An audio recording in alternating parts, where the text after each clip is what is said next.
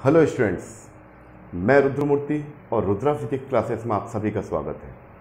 आज हम लोग जिस टॉपिक को पढ़ रहे हैं वो बहुत इंपॉर्टेंट टॉपिक है और फिजिक्स में हम बहुत सारे एग्जांपल देखते हैं जिसमें क्रॉस प्रोडक्ट का यूज़ होता है। इसके पहले वाले वीडियो मैंने बताया था कि दो वेक्टर का स्केलर प्रोडक्ट का मीनिंग क्या होता है, उसकी प्रॉपर्टी क्या है, उसका ज्योमेट्रिकल मीनिंग क्या है। आज हम उसी चीज़ को आगे बढ़ाते हैं और क्रॉस प्रोडक्ट के बारे में बात करते हैं कि फिजिक्स में क्रॉस प्रोडक्ट कहाँ का यूज़ होता है। तो एक एग्जाम्पल के थ्रू हम समझते हैं, उसके बाद हम क्रॉस प्रोडक्ट के डेफिनेशन पर आते हैं। फिजिक्स में आपने देखा होगा, सिंपल सा एग्जाम्पल लेते हैं कि वह अगर कोई पोजीशन वेक्टर आर है, किसी फ्रेम के रिस्पेक्ट में इसकी पोजीशन वेक्टर आर है और कोई फोर्स लग रहा है एफ, इसका हम डॉट कराते हैं तो हमको जो मिलता है work done by the force, ये स्केलर क्वांटिटी है।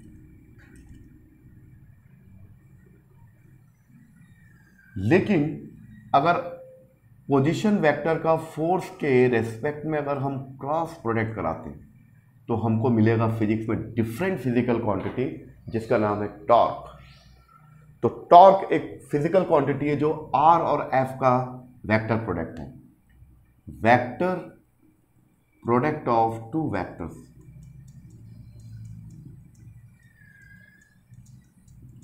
यानी ये भी वेक्टर ये भी, लेकिन इसका रिजल्टेंट जो आ रहा है वो भी क्या होगा, वेक्टर। उसको बोलते हैं tau, torque force. The moment of the force about the axis of rotation is known as the torque. ठीक, तो आज हम लोग इस चीज के बारे में स्टडी करेंगे, क्रॉस प्रोडक्ट का फिजिक्स में कहां कहां इस्तेमाल होता है और उसके न्यूमेरिकल्स को हम कैसे सॉल्व कर सकते हैं। इसके पहले वाले लेक्चर मैंने आपको यह बताया था डॉट प्रोडक्ट वर्क डन होता है कि डॉट कराओगे तो जो रिजल्टेंट होगा मैग्नीट्यूड फॉर्म में मिलेगा, डायरेक्शन की कोई आवश्यकता नहीं, मिलेगा नहीं।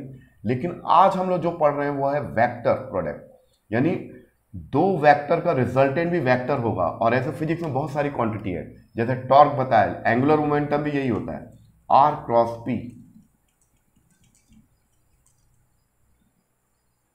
Are cross P angular momentum is the vector quantity और ये किसके वेक्टर का प्रोडक्ट है, position vector and linear momentum.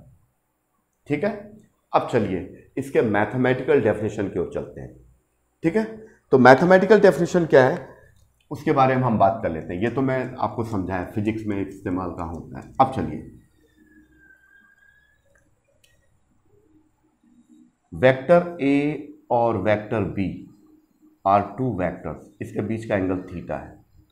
तो mathematical definition of the A cross B, ये है वेक्टर ए और वेक्टर बी का जो प्रोडक्ट है ये आपका होगा mod of A mod of vector B and sine theta, ये आपका हो गया मॉड और ईटा इज द डायरेक्शन। यहां साइन थीटा क्यों आता आपको समझाऊंगा मैं अभी, जब इसका मैं आपको ज्योमेट्रिकल मीनिंग बताऊंगा तो आपको क्लियर हो जाएगा साइन थीटा हम क्यों ले रहे हैं। चलिए, तो ये आपका बता रहा मैग्नीट्यूड, लेकिन वेक्टर के लिए क्या चाहिए, डायरेक्शन। तो ये आपका बता रहा है डायरेक्शन, मैग्नीट्यूड प्लस डायरेक्शन। तो ए क्रॉस बी में मैग्नीट्यूड है A B sine theta and eta is the give the direction of the A cross b, right. तो here eta gives the direction of A cross b, यानी a cross B का जो resultant होगा, जो direction होगा, उसको ईटा show कर रहा है।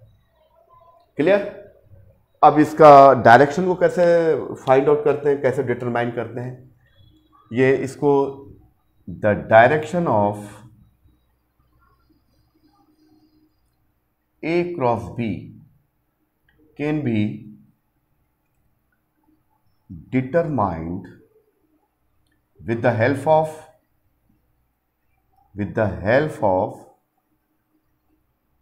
right-handed screw rule। तो स्टूडेंट, जैसा आपको मालूम है बहुत सिंपल है इसका डायरेक्शन। मान लीजिए ए क्रॉस बी है, जैसा आप मेरे हाथों को ध्यान से देखिए, ये है वेक्टर ए और ये है वेक्टर बी। तो ये ए cross B, A cross B का मतलब क्या हुआ, ये ए से बी का क्रॉस करा रहा हूं मैं, ए क्रॉस। तो मैंने कैसे मूव किया, अपने क्लॉकवाइज डायरेक्शन में, ये क्लॉकवाइज डायरेक्शन है ए। तो क्लॉकवाइज डायरेक्शन क्या होगा, जो किसी भी स्क्रू को टाइट कर रहा हूँ मैं या लूज कर रहा हूँ, तो टाइट करने के लिए मैं ऐसा मूव करूंगा तो बोलेंगे ए क्रॉस बी। तो स्क्रू का जो मोशन होगा वर्टिकली डाउनवर्ड, मान लीजिए एक्स है ये वाई है, तो जो ईटा का डायरेक्शन होगा जेड के नेगेटिव एक्सिस में होगा। अब इसको बी क्रॉस ए करता हूँ, इसको उल्टा कर रहा हूँ क्लॉकवाइज डायरेक्शन में। इसके पहले एंटी क्लॉकवाइज किया था ऐसा, इसके पहले क्लॉकवाइज किया था। ए क्रॉस बी का मतलब वर्टिकली डाउनवर्ड और बी क्रॉस ए का मतलब वर्टिकली अपवर्ड। तो इसका जो डायरेक्शन बनेगा या तो वर्टिकली, इसको देखिए वर्टिकली अपवर्ड होगा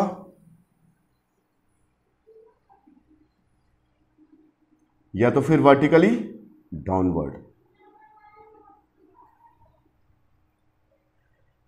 वर्टिकली अपवर्ड का होगा ए क्रॉस बी, ये ए क्रॉस बी ऐसा कर रहा हूं तो ये क्या होगा, अंदर की ओर जाएगा। ये अंदर की ओर जा रहा है मतलब ये अंदर की ओर जा रहा है। तो बी क्रॉस ए करूंगा तो बाहर की ओर आएगा। तो अंदर की ओर जाने वालों को अगर पॉजिटिव लेता हूं और बाहर की ओर जाने वाले को नेगेटिव लेता हूं, तो इसको अगर प्लस ईटा लिख रहा हूं तो इसको माइनस ईटा, या इसका उल्टा भी कर सकते हो, अगर इसको प्लस लोगे तो इसको माइनस। यानी कुल मिलाकर ये हुआ कि ए क्रॉस बी और बी क्रॉस ए का डायरेक्शन रिवर्स हो जाता है। मैग्नीट्यूड तो वही रहता है, ए क्रॉस बी का magnitude a B sine theta ही रहेगा, लेकिन डायरेक्शन क्या होगा, अगर ए क्रॉस बी अगर नीचे जा रहा है तो बी क्रॉस ए क्या होगा, वर्टिकली ऊपर। तो इसमें डायरेक्शन का डिफरेंस है ये। तो आपको मेरी बात समझ में आ गई होगी। तो डायरेक्शन इस टाइप का निकालते हैं, you can find the direction with the help of the right handed इसको रूल से आप निकाल सकते हैं। तो बहुत ईजी है ये। तो इसको अगर हम प्लस मानते हैं इसको माइनस, इसको अगर प्लस लेंगे तो इसको माइनस, तो वो तो डिपेंड करता है आप पर। लेकिन ट्रेडिशनली हम जेड एक्सिस पर जा रहा है पॉजिटिव एक्सिस, तो उसको प्लस लेंगे, उसके नेगेटिव नीचे जाएगा तो उसको हम नेगेटिव लेते हैं। तो ये बात आपको समझ में आ गई। तो पहली बात क्या क्लियर हो गई, इसकी डेफिनेशन। इसमें दो चीजें मिलती है, एक मैग्नीट्यूड और वेक्टर। ईटा एक्चुअली में ए क्रॉस बी का डायरेक्शन देता है। अब उसके बाद अपन आते हैं इसकी प्रॉपर्टीज के बारे में बात करते हैं, उसके बाद फिर ज्योमेट्रिकल मीनिंग, और लास्ट में हम कुछ न्यूमेरिकल्स के बारे में बात करेंगे। अगर नहीं भी बात की तो नेक्स्ट वीडियो में पूरे न्यूमेरिकल्स में आपको बताऊंगा। तो पहले इसके बेसिक कॉन्सेप्ट को या इसके इंपॉर्टेंट जो इसके फीचर्स हैं उसके बारे में हमको जानना जरूरी है। चलिए, property of the vector product. तो ये आपका डेफिनेशन मैथमेटिकल क्लियर हो गया। ओके, चलिए अब चलते हैं property of the A cross b. Property of the A cross B. तो properties of a vector product. Vector product पहली प्रॉपर्टी, जैसे कि आपको इसके पहले वाले लेक्चर मैंने बताया था कि ए डॉट बी, ए से बी का डॉट कराओ या बी से ए का डॉट कराओ, इससे कोई फर्क नहीं पड़ता, दोनों का मैग्नीट्यूड सेम ही रहेगा। तो ये कम्यूटेटिव लॉ को बिलोंग करता है, कम्यूटेटिव लॉ को फॉलो करता है। तो that mean the scalar product is the obey the commutative law while the vector product does not obey the commutative law। यानी A क्रॉस B में जो उसका जो डायरेक्शन है वर्टिकली अपवर्ड है, तो B क्रॉस A में क्या होगा, वर्टिकली डाउनवर्ड। तो मैग्नीट्यूड तो वही रहेगा, डायरेक्शन अपोजिट, तो ये दोनों इक्वल नहीं होंगे। दैट मीन्स तो पहला पॉइंट क्या हुआ, the vector product does not obey commutative law.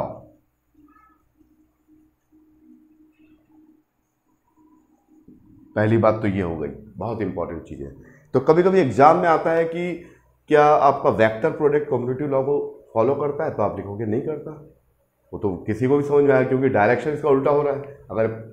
अगर ए क्रॉस बी जेड एक्स के पॉजिटिव डायरेक्शन में, तो बी क्रॉस ए क्या होगा, उसके नेगेटिव डायरेक्शन होगा। तो इसमें डायरेक्शन तो सेम है नहीं, तो ये बिलोंग नहीं करेगा। जबकि डॉट प्रोडक्ट करता है, क्योंकि इसमें मैग्नीट्यूड रहता है, डायरेक्शन का इसमें कोई रोल होता नहीं। चलिए सेकंड पॉइंट ये, how to find the angle between two vector in case of the vector product. A और बी के बीच का वेक्टर प्रोडक्ट अगर हमको मालूम है तो उसके बीच का एंगल कैसे फाइंड आउट करेंगे।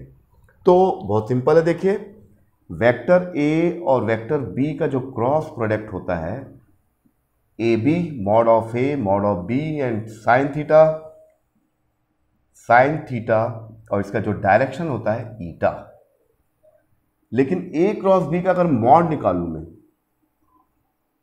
क्योंकि एंगल निकालना तो हमको मॉड ही चाहिए, डायरेक्शन में तो एंगल को कोई ये नहीं है, तो ए क्रॉस बी का मॉड तो केवल इतना ही लिखूंगा मैं, डायरेक्शन को लिखने की जरूरत नहीं है। ए बी साइन थीटा, ये मॉड है ये। तो साइन थीटा हो जाएगा स्टूडेंट्स, ए और बी का क्रॉस निकाल के इसका मॉड निकालो और इसके इंडिविजुअल मॉड को डिवाइड कर दो। तो ये तरीका है आपका थीटा निकालने का, साइन थीटा। तो क्रॉस प्रोडक्ट में हम एंगल कैसे फाइंड आउट करते हैं, उसका तरीका क्या है, वेक्टर ए और बी का क्रॉस प्रोडक्ट निकाल के मॉड ले लो, फिर उसके इंडिविजुअल जो वेक्टर्स उनके मॉड से डिवाइड कर दो प्रोडक्ट से, तो आपका साइन थीटा या थीटा निकल जाएगा। थीटा चाहिए, थीटा इज इक्वल टू होगा साइन इनवर्स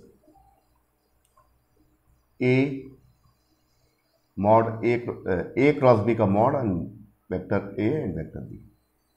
तो सेकंड प्रॉपर्टी ये क्लियर हो गई स्टूडेंट कि आप एंगल कैसे फाइंड आउट करोगे। Third property, suppose vector A and vector B both are parallel, दोनों एक दूसरे के पैरेलल है और इससे रिलेटेड न्यूमेरिकल्स आते हैं एग्जाम में। ए और बी एक दूसरे के पैरेलल है तो डेफिनेटली क्या होगा, उसके बीच का एंगल 0 हो जाएगा। तो according to definition of the vector product of the two vectors, तो ये ए cross b mod of A mod of B sine theta, ये होगा मैग्नीट्यूड वाला पार्ट और ये हो गया ईटा। यहाँ थीटा 0 कर दोगे तो ये 0 हो जाएगा, तो then the whole value will be 0। तो इससे क्या क्लियर हुआ स्टूडेंट्स, अगर ए और बी का प्रोडक्ट मिनिमम है, मिनिमम, और मिनिमम कितना हो सकता है, मिनिमम 0 से मिनिमम तो होगा ही नहीं, तो ए क्रॉस बी का वैल्यू मिनिमम है 0 है, दैट मीन्स ये दोनों वेक्टर एक दूसरे के पैरेलल है। तो कभी भी एग्जाम में आता है कि show that vector A and vector B both are parallel, तो that mean the vector product of two vectors should be 0, should be minimum. तो इसका मतलब क्या है, दोनों वेक्टर को, that means that is both vector are coplanar.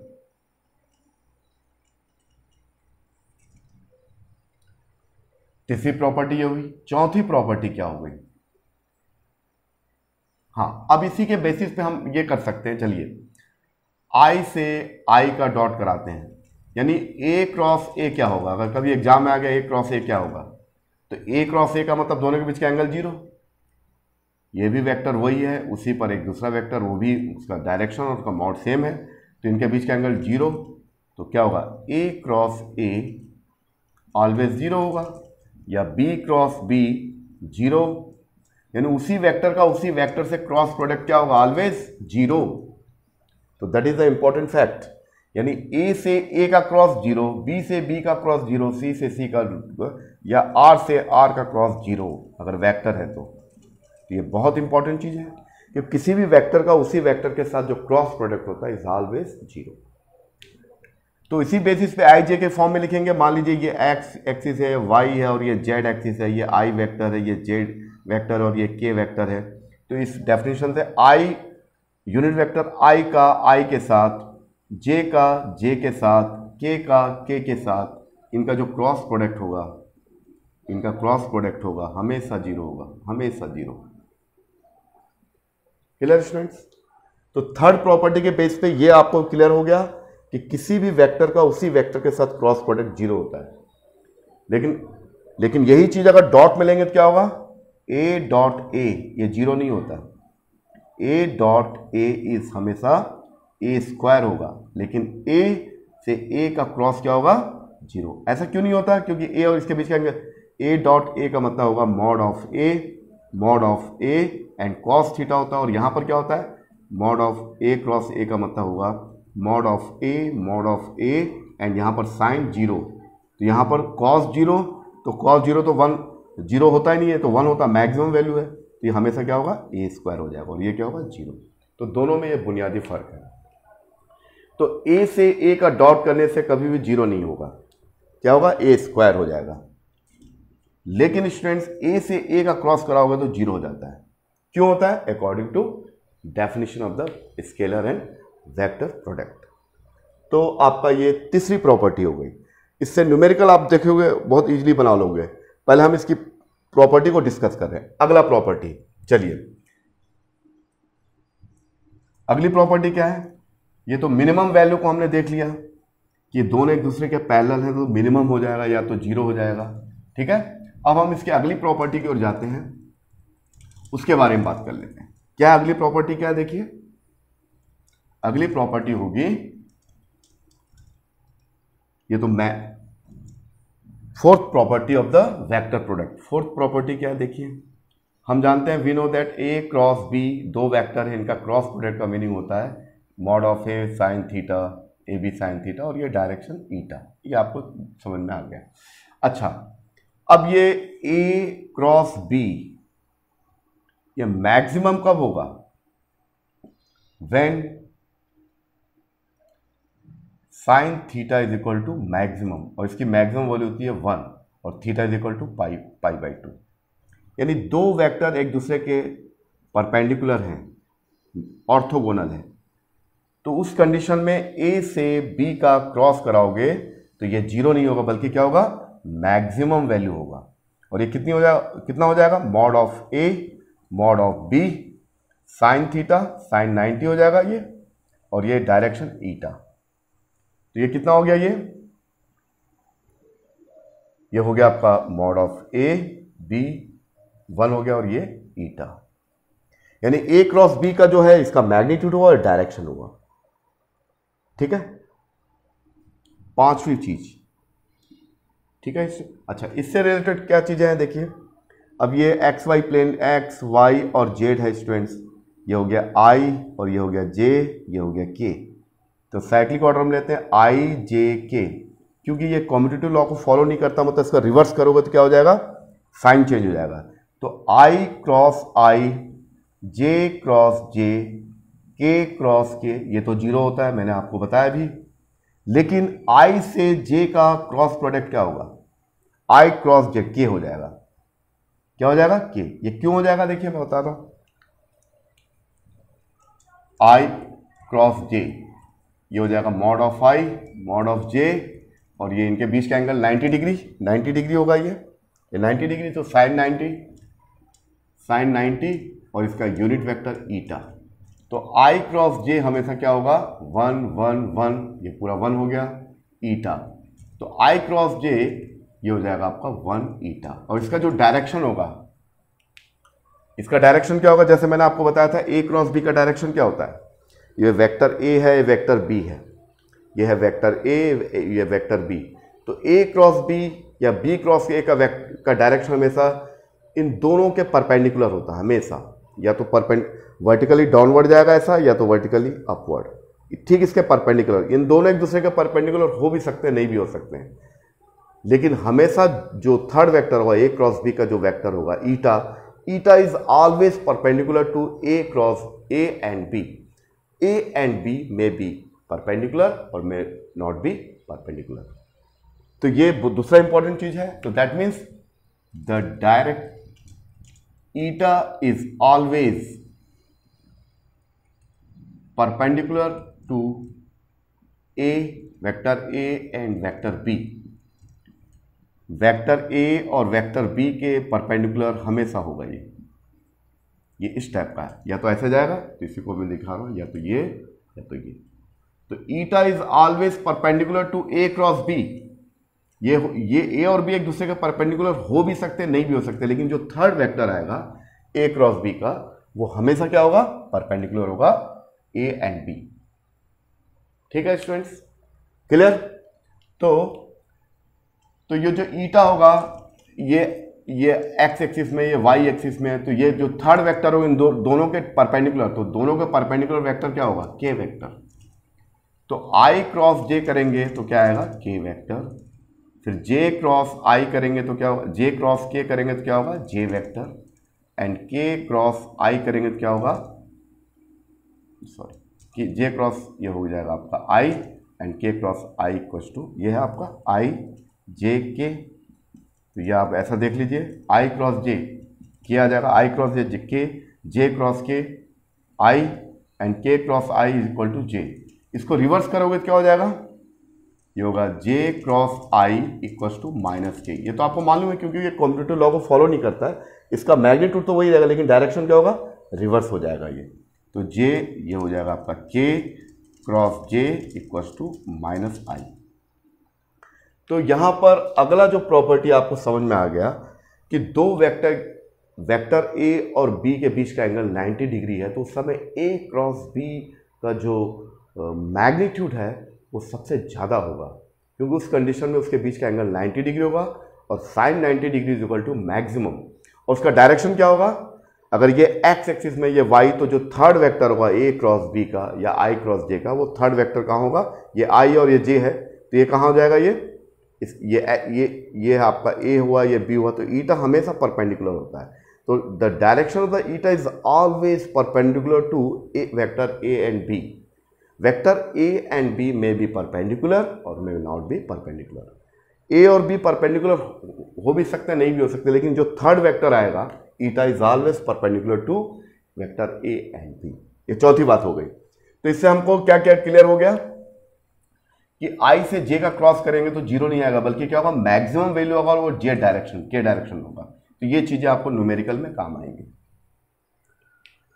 ठीक है स्टूडेंट्स, तो इसी को बोलते हैं। तो अगर ए और बी की वैल्यू मैक्सिमम हो रही है, ए एंड बी का value A cross B maximum है, इसका मतलब A and B are orthogonal, एक दूसरे के परपेंडिकुलर है।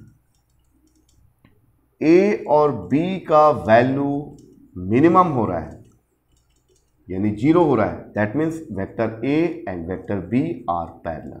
तो that is the most important fact.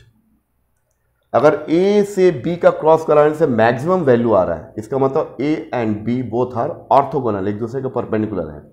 ए से बी का अगर क्रॉस प्रोडक्ट करा रहे जीरो आ रहा है या मिनिमम आ रहा है, इसका मतलब दोनों एक दूसरे के पैरेलल है या कोप्लेनर है। तो ये बहुत इंपॉर्टेंट चीज हुआ। अब इसका ज्योमेट्रिकल मीनिंग हम बताते हैं। अब हम इसके बाद आपको जो बताने वाले क्या है, geometrical meaning of the A cross B. अब आपको ये समझ में आएगा कि साइन थीटा क्यों आ जाता है उसमें, तो ये आपको अच्छी तरह समझ में आएगा। इसके बाद हम उसी को, तो इसको चाहे तो आप थोड़ा नोट कर सकते हैं।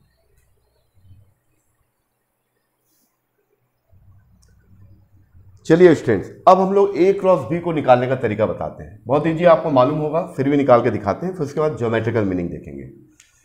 वेक्टर ए और वेक्टर बी, इनका क्रॉस प्रोडक्ट निकालना है। अगर मैं इसको वेक्टर ए को 3 डायमेंशनली एक्सप्रेस करूं, ए एक्स आई, ए वाई जे, ए जेड के, और बी वेक्टर को भी ऐसे लिखूं 3 डायमेंशनली, बी एक्स आई, बी वाई जे प्लस बी जेड के। तो ए क्रॉस बी को कैसे ऑपरेट कराते हैं वो तरीका है। तो पहले आई जे के, तो यहाँ लिखो आई जे के। आई जे के वेक्टर ए के कोफिशिएंट को लिखिए ए एक्स, ये बहुत ईजी है, क्लास 10 में डिटर्मिनेंट फॉर्म में है ये, ए वाई ए जेड। इसी पर वेक्टर बी के कोफिशिएंट को लिखिए आई जे के, ये हो गया B X, B Y and B Z. अब इसको कैसे निकालें, तो इसको कैसे करते हैं, कोई भी रूल अप्लाई, कोई भी एक चीज़ को आप पकड़ लीजिए, उसी के बेस पर करिए। तो मैं जो बता रहा हूँ उसको ध्यान से देखिए। तो ये होगा आई, तो ये आपका ऐसे छुआ दो तो ये हो जाएगा ए वाई बी वाई ए जेड बी जेड, ये आई, फिर माइनस, हम ऐसा लेते हैं plus minus plus, plus I minus J plus K, ऐसा। फिर जे, तो जे का लेना है तो ये जे को ऐसे इसको छोड़ दो, तो यहाँ पर जो कोफिशिएंट है ये इन दोनों, इनको नोट कर लीजिए, ए एक्स बी एक्स ए जेड बी जेड, फिर इसके बाद plus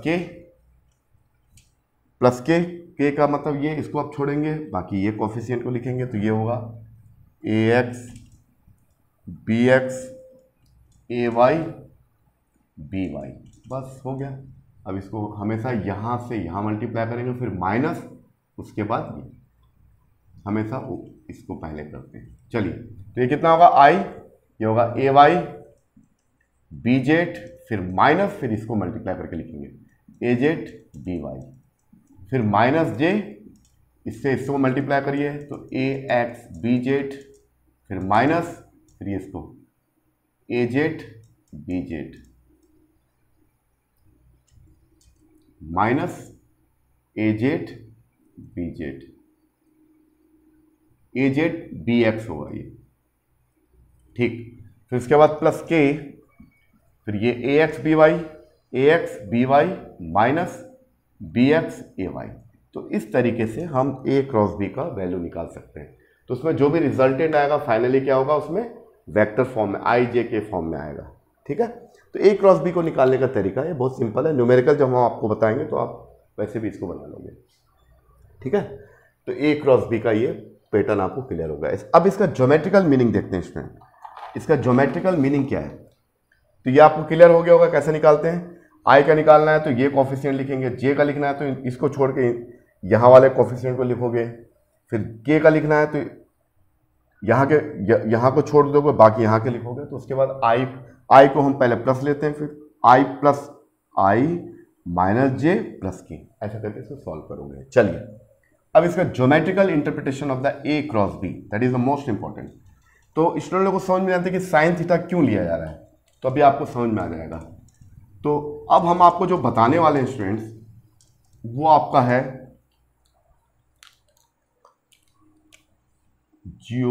geometrical interpretation of A cross B.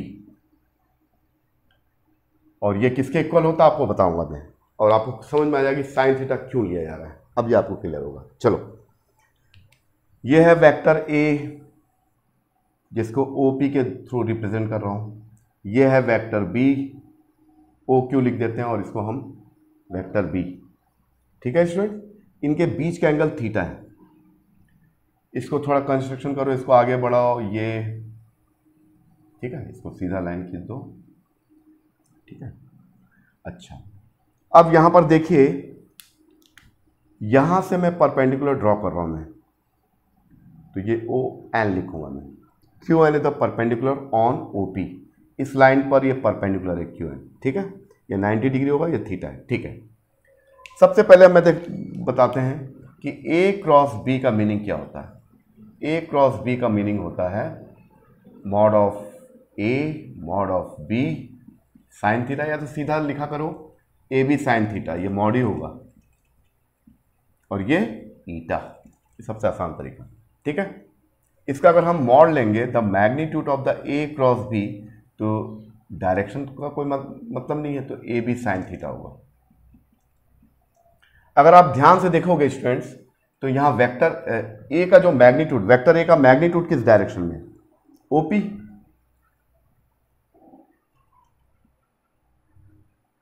A vector A का मैग्नीट्यूड ओपी, और वेक्टर बी का जो मैग्नीट्यूड है आपका ओ क्यू, और ये साइन थीटा।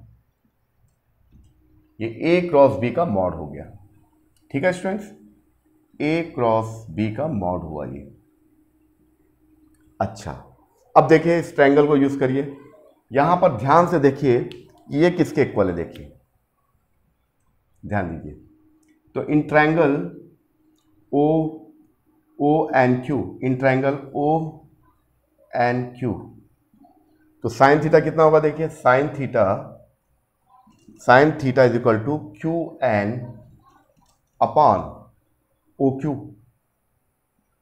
तो क्यू एन इक्वल टू होगा ओ क्यू, ये मॉड फॉर्म में है, और ये साइन थीटा। अब आपको समझ में आ गया होगा ए क्रॉस बी का जो मॉड होगा। अब देखिए आपको समझ में आ गया होगा ए क्रॉस बी, इसका जो मॉड है ये है ओपी, वेक्टर ओपी का मॉड, और ओ क्यू का मतलब क्या होगा, देखिए ये ओ क्यू साइन थीटा, ये पूरी की पूरी वैल्यू किसके इक्वल है, क्यू एन। और ये किसके इक्वल है स्टूडेंट, ध्यान देखिए, ओपी अपॉन क्यू एन। अब चलिए आ गया। हाँ, अब देखिए ये आपका हो गया इक्वेशन नंबर 1। अब देखिए यहां ट्रायंगल लीजिए, in triangle O Q A, the area of the triangle, ये क्या होगा 1/2 बेस इंटू हाइट। तो 1/2 बेस कितना है स्टूडेंट्स? बेस आपका ओपी, और हाइट कितना है स्टूडेंट्स? Q N. तो ये जो वैल्यू ठीक उसी टाइप का, अब इसको हम थोड़ा सिंप्लीफाई करते हैं, 1/2 कर लेते हैं, और यहाँ ऐसा लिखेंगे, यहाँ पर लिखेंगे 2 और 1/2 ओपी एंड क्यू एन। ठीक है, तो ये क्या होगा? एरिया ऑफ द ट्रायंगल, और इसको 2 से मल्टीप्लाई करेंगे तो क्या आएगा? Area of the parallelogram. तो इसका मतलब क्या हुआ? तो इसका मतलब आपको समझ में आ गया होगा। तो इसका मतलब क्या हुआ कि A क्रॉस B का जो मॉड होगा, the mod of the A cross B is the OP QN, and this will be equal of the 2 times of the, और ये जो वैल्यू है A और B का जो क्रॉस मैंने निकाला, ये आपका होगा 2 times of the area of triangle, और इसी ट्रायंगल को 2 से मल्टीप्लाई करेंगे तो एरिया ऑफ द पैरेललोग्राम। तो आपको समझ में आ गया है स्टूडेंट्स? क्या समझ में आया है? देखिए, mod of A cross B का जो मॉड होता है, ये A vector A and vector B का मॉड, और ये साइन थीटा। वेक्टर A और ये जो है, ये जो सेकंड, ये किसको बता रहा है? ये क्यू, ये आपका जो है B साइन थीटा, यानी इसको बोल सकते हैं ओ क्यू साइन थीटा। ये किसके इक्वल है? Q N.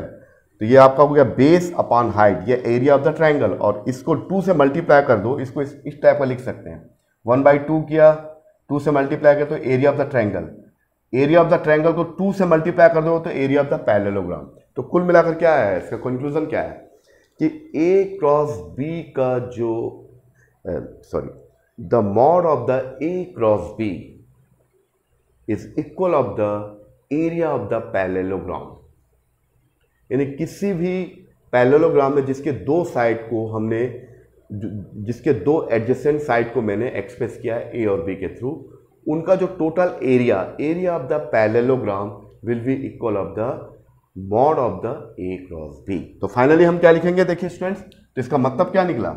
इसका मतलब स्टूडेंट ये निकला, यहां लिख देते हैं, that means the geometrical meaning, the vector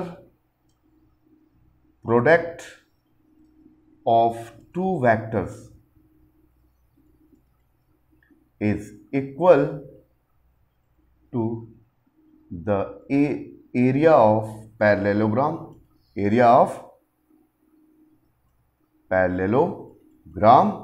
या फिर 2 times of the area of the triangle।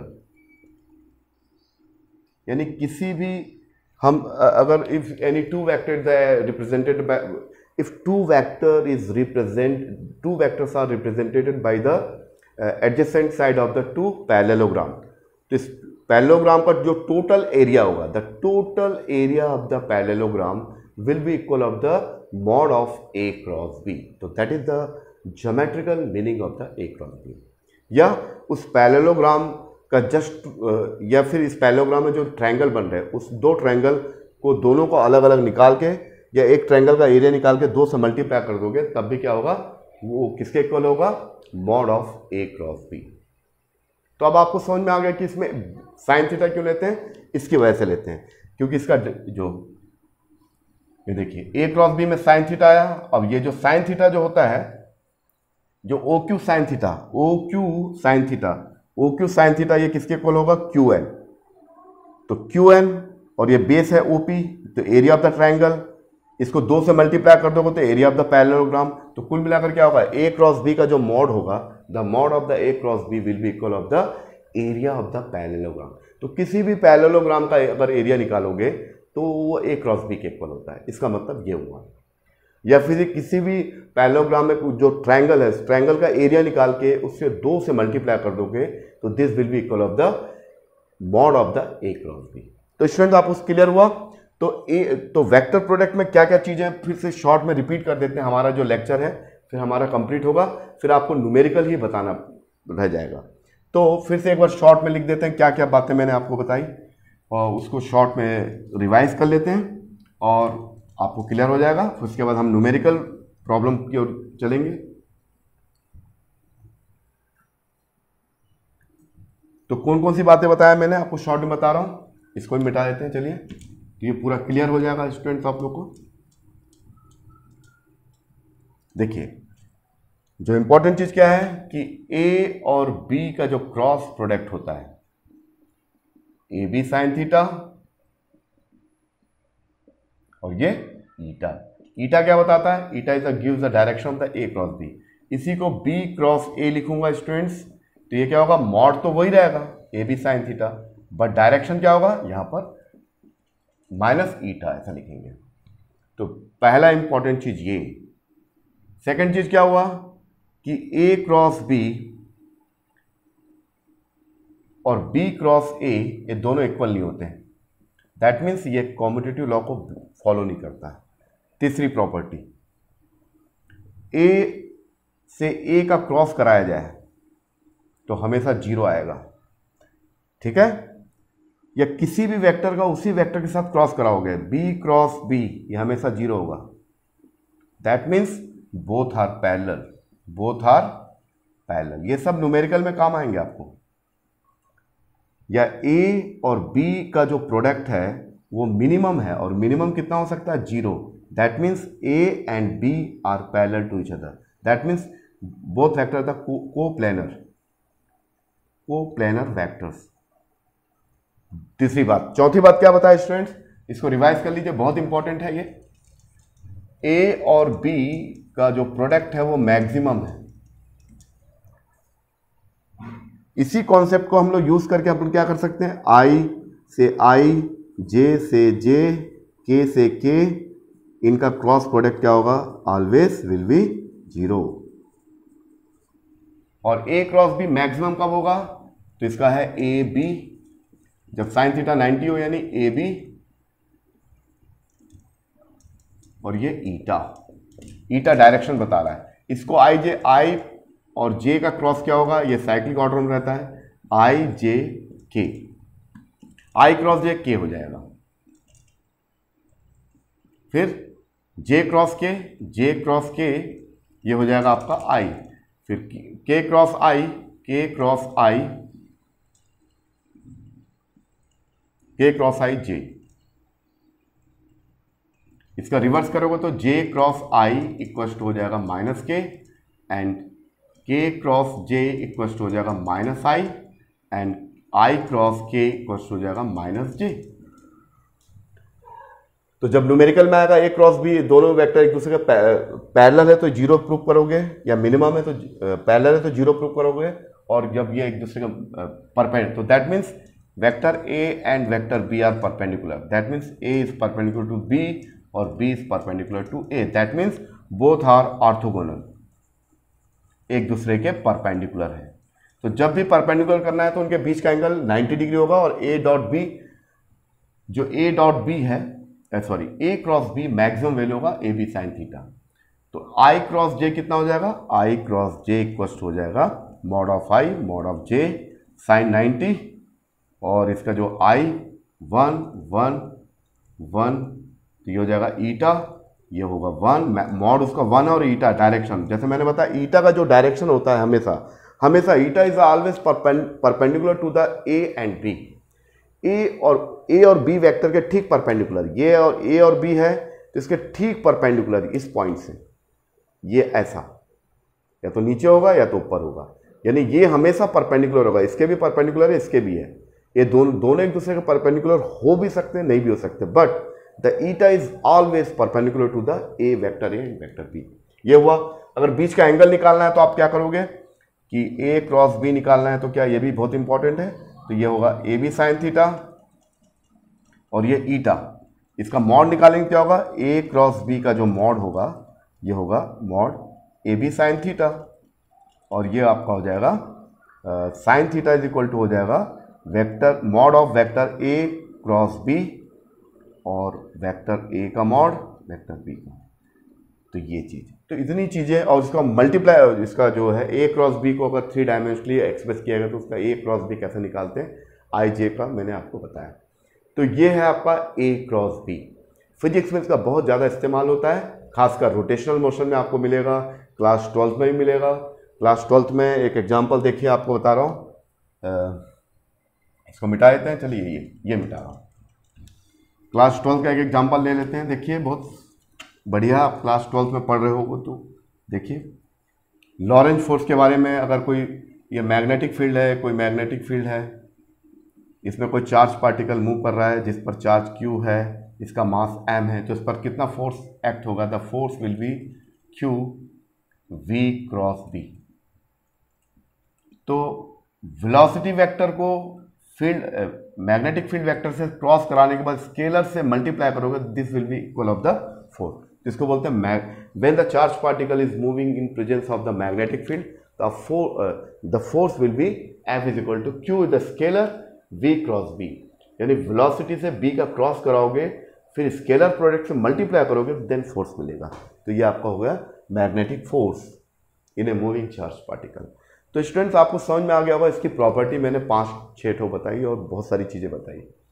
अब जो इसका लास्ट लेक्चर होगा वेक्टर अलजेब्रा का, जो वेक्टर अलजेब्रा का बहुत सारा मैंने वीडियो बनाया, एक तो एडिशन वाला, सब्ट्रैक्शन वाला, रिवर्स स्विमर प्रॉब्लम से रिलेटेड था, उसके बाद आपका था रिलेटिव वेलोसिटी, फिर स्केलर प्रोडक्ट का बेसिक कॉन्सेप्ट, फिर उसका सेकंड वीडियो न्यूमेरिकल प्रॉब्लम।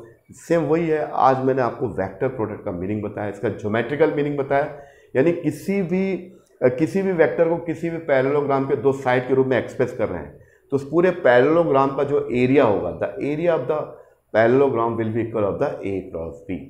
या फिर उस पैरेललोग्राम में जो आपको ट्रायंगल बनते हैं, किसी एक ट्रायंगल का एरिया निकाल के 2 से मल्टीप्लाई कर दीजिए, तो this will be equal of the mod of A cross B. ठीक है, तो इसी के साथ हमारे लेक्चर खत्म होता है। इसके बाद जो अगला लेक्चर बनेगा वो numerical problem based on the A cross B. तो मैं आपको अच्छे न्यूमेरिकल बताऊंगा, तो आपका जो अभी जो प्रॉपर्टी या जो कॉन्सेप्ट पढ़े वो आपको क्लियर हो जाएगा। इसी के साथ हमारा ये वीडियो ख़त्म होता है लेक्चर।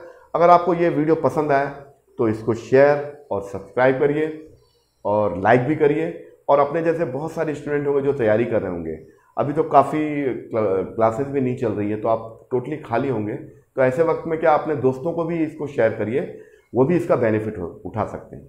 इन्हीं सब बातों के साथ आज का लेक्चर खत्म होता है, फिर हम अगले वीडियो में नए अंदाज के साथ आपसे मुलाकात करेंगे। Okay, thank you.